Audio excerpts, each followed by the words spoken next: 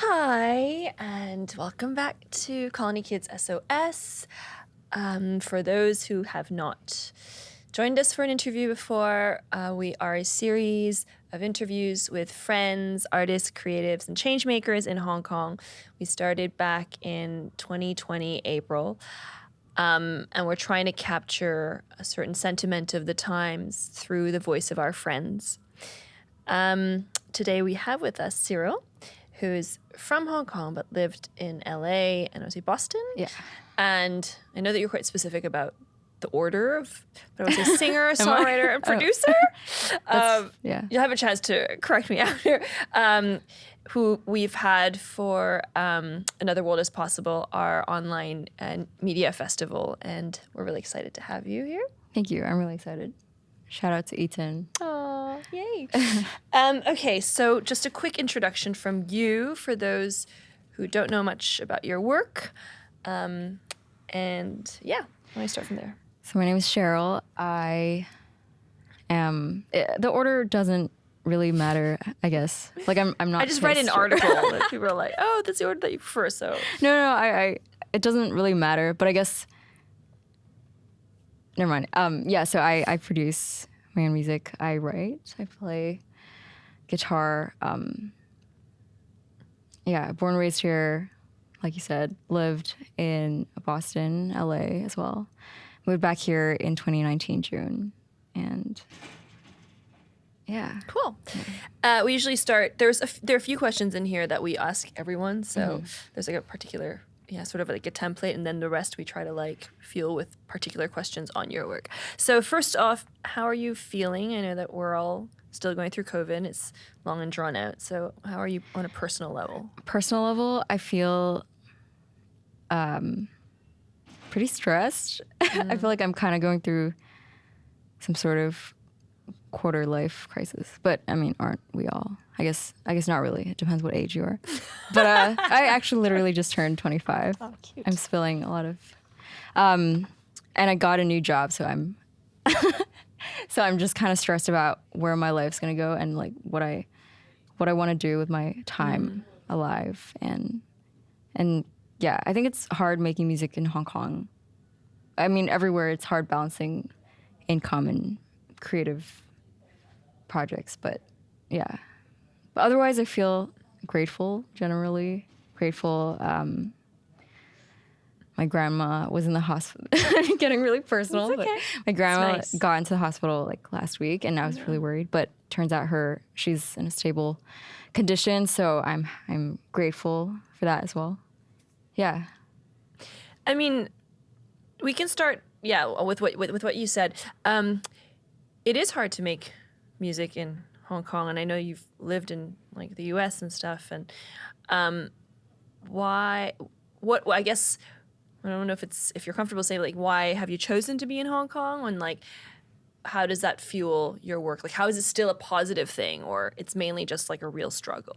I think that, I mean, growing up here, I always knew that I wanted to do something creative. Well, I knew I wanted to do music. And then when I was in America, both in Boston and LA, I was so shocked by how possible it seemed, because everyone around me was like, oh yeah, you want to do music, just do it. Whereas in Hong Kong, when you grow up here, I feel like for a lot of people that are into art, it's like seen as this like, oh, you're like interested in art, like cool, like good for you. You can like go to some art classes on Sundays or something like that. It's like not really seen as a lifestyle at all, and definitely not really a possible or just possible or practical or imaginable or acceptable path.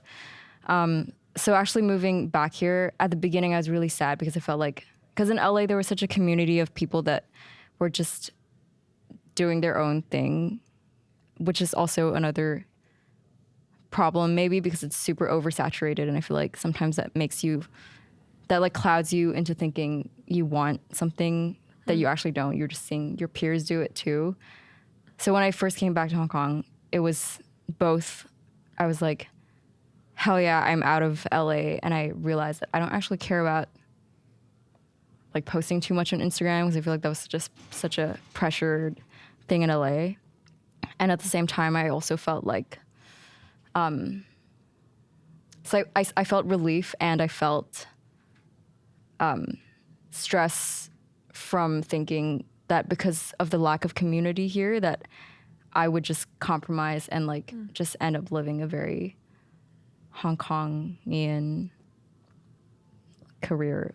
Has it been, I know that you said LA is there are a lot of people already doing it. Yeah. So has Hong Kong actually been positive in that way, and has it supported you in?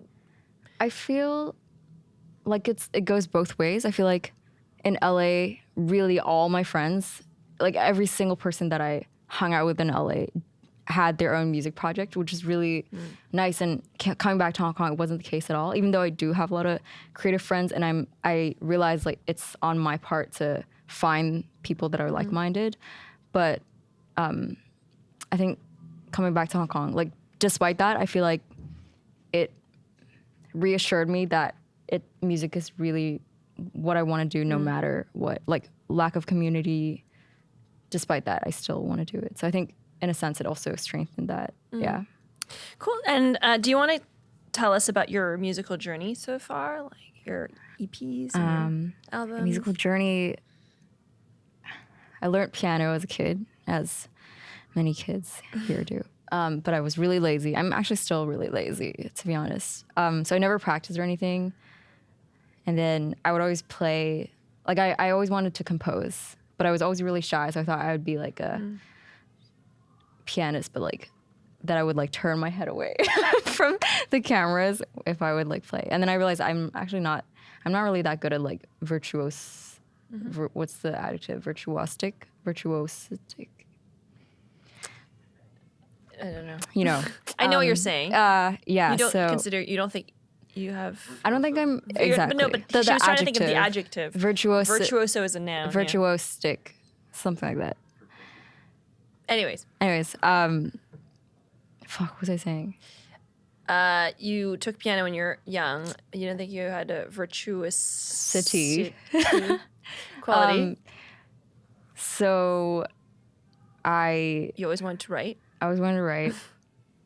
I don't know what is my musical journey, and then I just always loved it, and then, I mean, it was a journey to convince my parents to let me study it for college, and it's like such a privilege that I was able to do that in the end. So I went to Boston for music production. And at what point did you feel like you created like your first piece of music? First piece of music. I think the first song that I've written, so I was really into Avril Lavigne in grade 1.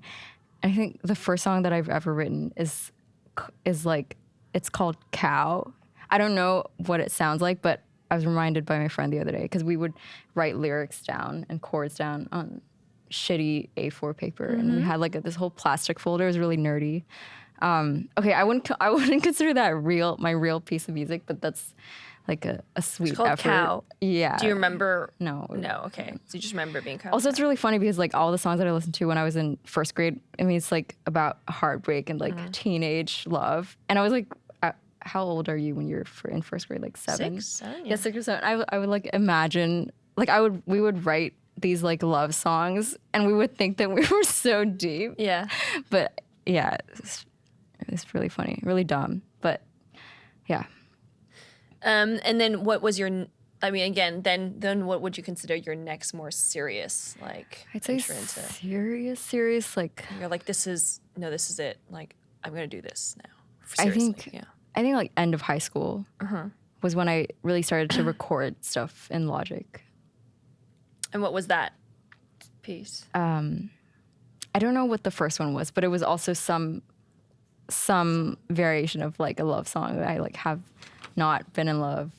Yeah. I know that. Sorry. Okay. Yeah. So, not wanting to like go into genres or classifications too much, but you would describe your work as kind of like pop, R&B, and like folk. Yeah. How can you describe a little bit more on the sound of your work and how it's also evolved in your latest work? How would you describe it? I think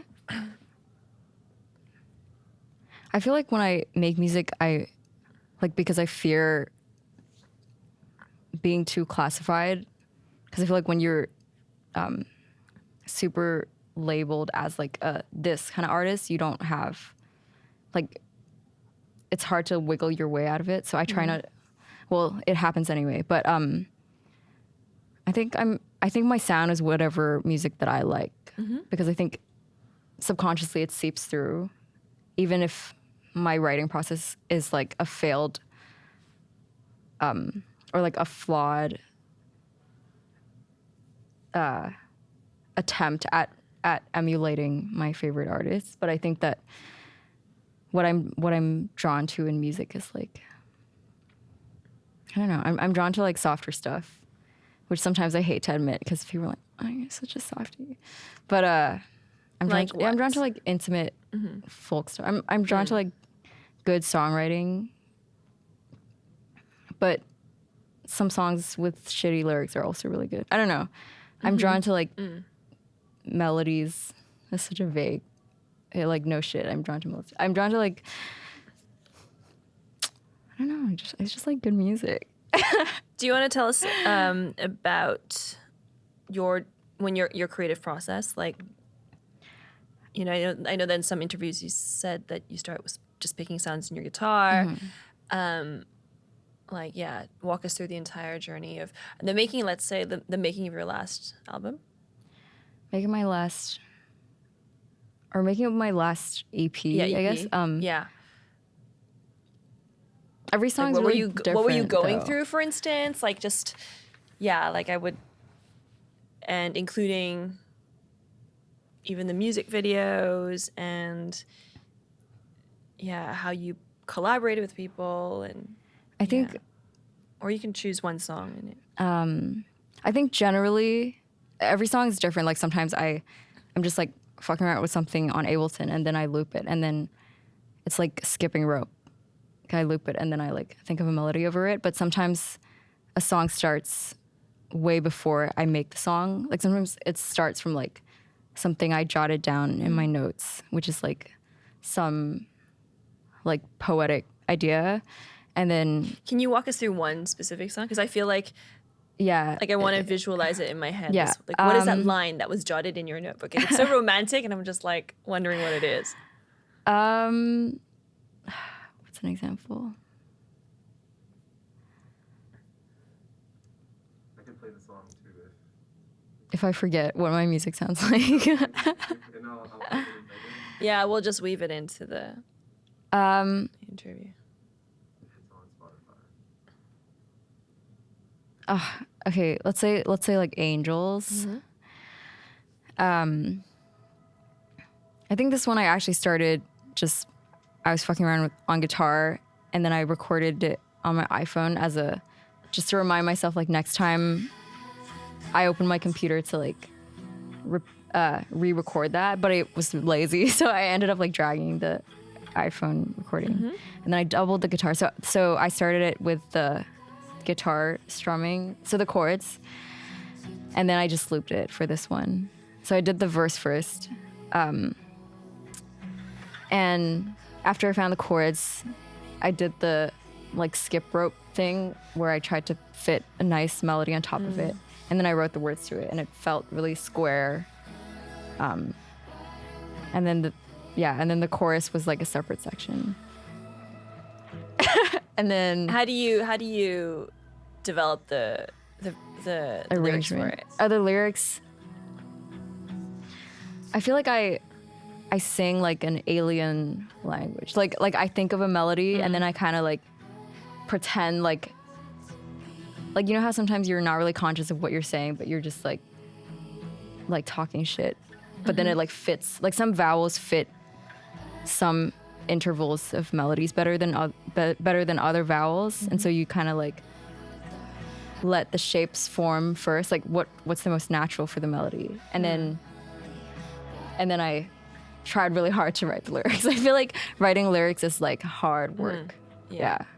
I mean, because so you developed the song, and I know that your EP you did everything yourself. Like, what is an area that you actually struggle with? Because I mean, writing lyrics and like, I guess, I don't know, I should call it poetry or using words is pretty different part of the brain Yeah, than like when you're totally. just like experimenting with Yeah. the instrument and then coming out with a melody. Like, how do you negotiate that process and just like force yourself to Yeah. make it perfect? That is really interesting. I think about it often. Just the whole songwriting process, especially if you're doing everything alone, it's so back and forth, and you have to keep zooming out and zooming in. Because I feel like musically, I feel like you have to be kind of like drunk. Not like actually, but like you have to be kind of like not in control of what you're trying to say to think of the idea. Like you have to be in some sort of like dream state and like base it on the vibe or the feeling. And then, so it's like a constant back and forth of like being really drunk and then being like super anal and like super like, okay, like, but this has to cut off here. And like a really decisive, like you have to be just decisive after you're like really not decisive. Like The decisive part is for the lyrics or like when you're producing it?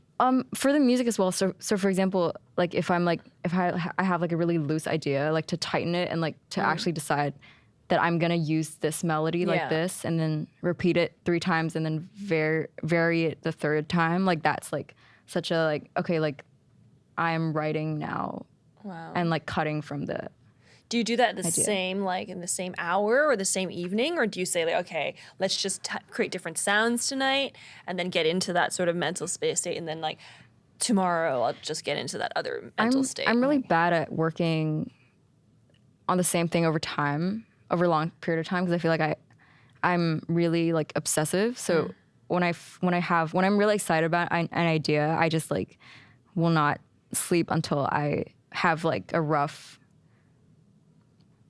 thing of a song that when I wake up in the morning, I will like remember how I feel about it. So I never really, I hate working on songs I hate sitting on songs and then like changing because I feel like the moment's over. And I feel like your feelings change so quickly that maybe you won't get back to that like mental state of when you were writing that lyric. And then it's like a weird, forced kind of like, it feels like pretending. I feel like if you like have to go back and Have you ever done that and it worked? Or it's no. Okay. I've always been like, I hate the song now. Quit. Ableton. Yeah. Do you have any rituals that you like need to do to get into certain headspaces, or like, I mean, as basic, I don't know, it's like when you just, strum the guitar for a few and then to get yourself into it, or it's like meditation, or like, do you have things that you need to do to get into a zone? I hate bright lights, so I make sure the room's really dark. And I like it. That's why I like working at night, because I don't like the idea of someone like walking around, even if they're not really making that much noise. So I have to be alone, I think. Not really much else. Just a feeling of privacy, I think. Like a void. Yeah. How do I frame this question? So James very poetically described you as the Hong Kong's best kept secret after the Another World is Possible. He's a very big fan. And do you want to keep that kind of more underground? Or I mean, I know that again in your interviews you have said like you want as many people as possible to hear your sound. So, but is there some sort of I don't know, I don't say quality, but an advantage or something you like, that sort of freedom of being independent and just doing your own thing, since you do from beginning to end yourself? I think, okay, first of all, Would you want to be a Canto pop star? no, not really. I'm too shy for that. First of all, thank you, James. He clearly has really good taste. Kidding. Well, actually, I'm not kidding. Yeah. I don't think that's like there's so many layers to this, because it's like in 2021, I feel like if you have to be an artist, you have to be really public, because it's probably going to change. But I feel like in the past decade, like how artists have been breaking out is like through Instagram, and it's like through not just their music, but it's like their whole image and their online personality. And I feel like that freaks me out. I don't think I have like a resistance. Like I want people to hear my music, but I don't want to have to like be so public about like I'm like this kind of person, and I'm like, yeah, I think it's just a matter of privacy, I guess. I don't really, it's not something that I'm like, I want to be as like mysterious as, say, Frank Ocean or something. Comparing myself to Frank. Yeah, but it's just more like I just want to make sure that people who like me like my music first. Have you found a way to balance that out? I think the way is just like believing that if I just like continue making music, then and people like the people that actually like the music will stay. I think it's just believing in that, not to believe in the internet that much. Yeah. You recently started these newsletters. Yes. Is that another way of kind of choosing the way that people understand you and hear about your music? Yeah, for sure. I was actually talking about this with my managers a few weeks ago, but I was just telling them that I've actually been feeling pretty stressed or like resistant toward, because my label wanted me to, was like encouraging me and supporting me to film music videos, but sometimes I feel really like I don't want to have to make a music video for every song if it's not because I have an idea for a music video. Like I don't want to make something just because it's like good for PR or something. And so we were just talking about like, what do I actually like to say, or like what don't I mind if I have to like essentially like give content. And I was like, I actually don't mind writing because I just like to write, and it feels more about what I have to say than like some projected image. Yeah. Do you have to negotiate? I mean, I don't know who your managers are. They're probably listening, but what is that negotiation like? Because from I can see from their perspective, it's like social media. Yeah, it makes sense. I mean, it's their job. So, and like they're just trying to do a good job. Yeah. I mean, the negotiation. Like, oh, great, an email. And it's lovely. Like, I love the newsletter, but it's pretty obscure. Yeah. So I'm just like, they're like, Yeah, I mean, I honestly feel kind of bad for them because they're just trying to do their job, and I'm like, I don't want to do any of this. So sorry. But I think they also, they're like super respectful and supportive, and I think they understand where I'm coming from, and they're just trying to help me figure out a way to still kind of like make use of social media, but not completely like be a fabricated situation. Yeah. Are you happy with where you're at now in terms of, because I think your song on Spotify. I'm so nervous. I love Spotify. It's my favorite platform. Has like a lot of, since I can't remember, right? I read this. Yeah. So do you feel like, despite, people needing social media and all these things, that like actually you're doing pretty well? I think I'm happy. I'm like happy people are listening. Mm-hmm. So I think, yeah, I feel happy about it, about what I've like said no to and what I've said yes to. I think now it's more of like just personally like balancing time to like keep on making music. Yeah. Is that something you're struggling with? Yeah, I think just because of my job, really. And also, it's really easy to, like, if you don't make music for 1 month, if you don't touch any instruments, it's so easy to convince yourself that you're downhill from now. And you just get into the cycle of like, okay, I'm like not gonna open Ableton or pick up my guitar because like, what if I do and then I make a really shit song, and then I'm gonna feel worse about myself, and then I'll realize that I'm like not meant to do this. It's just like this vicious thing. So I think I just have to get back into a routine of like just like trying to make something every day. Yeah. I mean, we kind of spoke about, so you went to university to study music production, and you've been, I mean, you learned piano as a kid. And how about your writing? Like, when did that start, and who are some big influences on you? Are you constantly reading? Like, I honestly buy more books than I read. I add more books to my Goodreads to read list than I actually read. But when I was a kid, I was like a bookworm. Like I would read under the glass dining table. what kind? Like, and usually is it poetry? Or I was like, reading what like do you- theory. No, I'm kidding. I was reading wow. I was reading like kids, like I don't even know, like Roald Dahl. Yeah. I was reading whatever they're. These days, I've been trying to read more Asian authors. Fiction. Poetry, also fiction. A lot of self-help. I'm kidding. I really like Virginia Woolf, Adrienne Rich, Audre Lorde, Toni Morrison, Carol Masso, I think is how you pronounce it, Ocean Vuong. Yeah. What does, it's a difficult question. What does poetry mean to you? Or maybe an easier. You can choose between the two. Okay. What does beauty mean to you, or what does poetry mean to you? I think,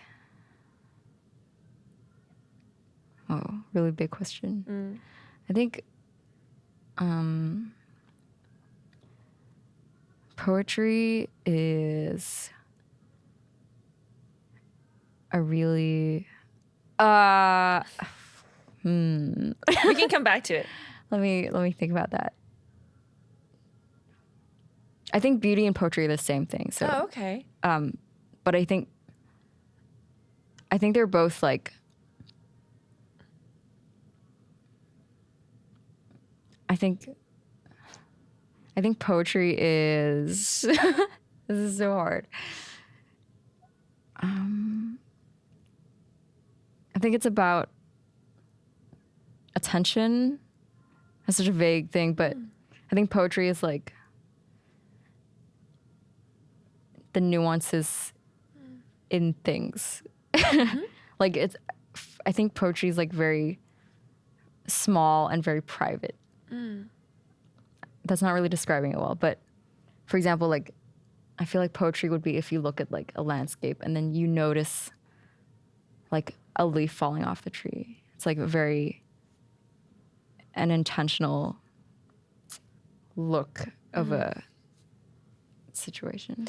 Is that what you aim for in your work, or what is it that you try to achieve through your work? I think in my writing, I feel like I write pretty autobiographically. Like most of my songs are just about how I feel, as opposed to like a conceptual piece of art. I feel like it just comes from honestly just like me being a drama queen, which I guess you could say is like noticing a feeling that I have. Yeah. Noticing A feeling, that you like a very specific perspective or something. Yeah. That's nice. So your songs are about the process of you noticing a feeling that you have, I suppose. Yeah. or communicating that feeling. Yeah. it's- Or like capturing, like trying to like kidnap it and save it forever. You recently collaborated with for the soundscape for a film. What are they like? Oh yeah. Yeah. Natalie. Yeah, Natalie's film. What was that process like for you, who normally does things that captures your own feelings? Like now Yeah. you have to really keep to the integrity of the film. How challenging was that? Or- That was strangely not challenging at all because so I met Natalie through my mutual friend that I went to college to, and the first time we were introduced because our mutual friend Jake was like, "You guys have to meet because you have the same interests." And then we met for the first time. We talked for like 4 hours. I think at Bound by Hollywood. And then when she asked me to write music for her film, she was explaining to me her film, which was about, it centers around her mom's gaze, and like her film is about the inversion of that gaze, and that gaze is like love. So anyway, it was based on a lot of her old home video footage, and at the same time, I had received, like, my parents had sent me my own home video footage, and it was when I wrote the song Home Video. Oh, wow. And so it just like lined up, and we were Like just totally coincidentally. Yeah, totally coincidentally. Crazy. So we were thinking about the same concepts, just the idea of like how you hold a camera reflects what you love. Like you're always pointing towards and like zooming in towards things you maybe subconsciously really care about. And so I felt very like unified with her when we wrote the music, and it was, yeah, she is super poetic as a person, and I feel like it's really easy for us to understand each other when it comes to like creative stuff. So,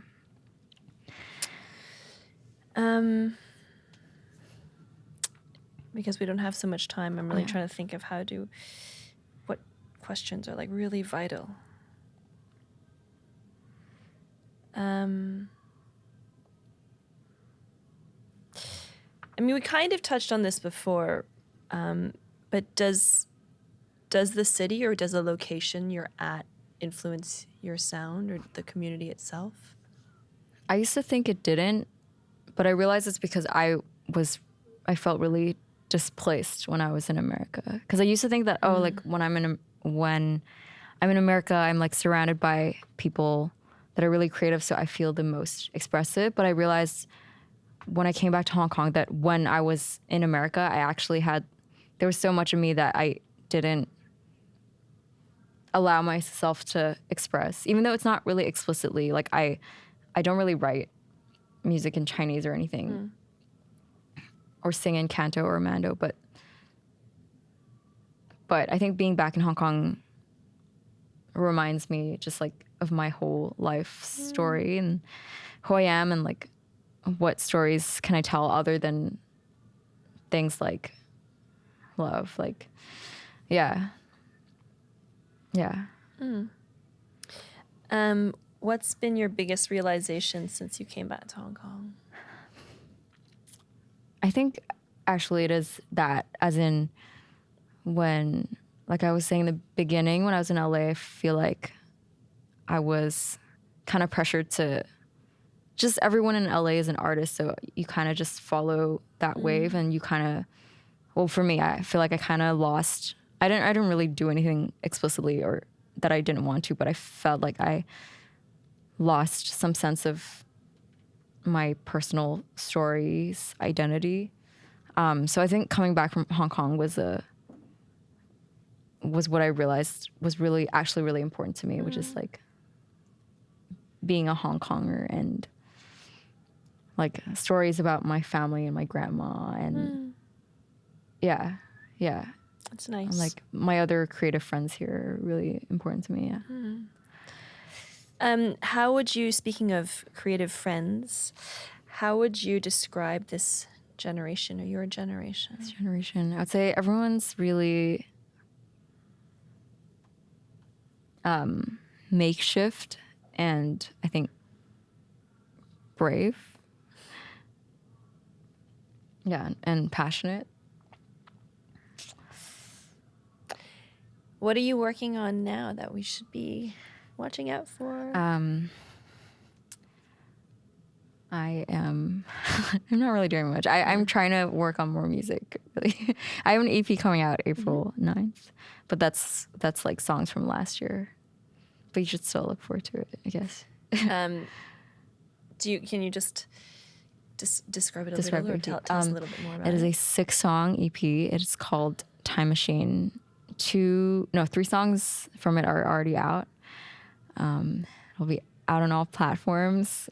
Link in my bio on the day. Yeah. I won't reveal too much. So what day on April? 9th of April. 9th of April. Yeah. Okay. So you'll send us the information. Maybe we can also. I can send you the songs if you Yeah, and then want. we can combine it all together. Perfect. Cool. James sometimes has burning questions. James, I didn't look at any final questions. The question about the Spotify, I guess streaming as the final presentation for your works. I don't know. You probably can't hear me, but. Yeah. So, but do you want to just ask the full question? Then I'll repeat it. Yeah, like how do you feel about? Because none of your work is on CD or vinyl, right? Or Yeah. cassette for that matter. So how do you feel like Spotify being kind of the final, the end of that piece of work? Like, is it kind of like that presentation where you're, maybe on a list with like a lot of like artists, Yeah. maybe 100 other artists? Is that like the best representation of your work, or is it a bit just of the time? So. Jim, okay, I'll try to synthesize it. So most people will listen to, I guess, consume any form of music nowadays, Yeah. predominantly on Spotify or Apple Music or even like YouTube or whatever. I guess the medium is so different from when you actually came out with what we call like an album or like something like an EP that's like physical, and you can kind of control what that felt like a little bit more. How do you feel about that medium of consumption or listening or platform? I feel like, there's so much shit about Spotify that's wrong, like how they don't pay artists. But at the same time, like the reason why, like when I get streams, like without Spotify, where would people listen to me? Or some people wouldn't have discovered my music. So I can't really be like, oh, fuck you, Spotify. But at the same time, I do think, like with playlisting, it's like, because the struggle with being, well, one of the struggles of being an artist is like it doesn't make money, right? But like when you're playlisted, that's like kind of what everyone's hoping for, because then you rack up your streams and like maybe people listen to your other music, and that's how people discover your music as well. But it for sure makes it really easy for people to like box you in. Like if you're in like the bedroom pop playlist, for example, everyone's just like, oh, you're like that kind of artist. And I feel like it is very, like you definitely see it super clearly how artists are like packaged and commodified and like organized. Yeah. And then I guess maybe any artists that she would recommend, any of her friends that we should know about that are on Are there all of any- my friends. yes, that names that we should know about. Okay, Rhythm. You guys already know Rhythm section. My friends out in LA. Oh, okay, here. Room 307. I don't have that many music friends here. But in LA, there's Brian Mantra. He deleted all his music on Spotify, so you can ask me for it. Mulheron, I'll send you their music later. Alex Zotak. I'm just name dropping my friends, really. Gitai. Alex was here for Oh yeah, you met Alex. Oh. That's actually crazy. his keyboard. Or no, his Bass player. bass player, yeah. All my friends. All my friends.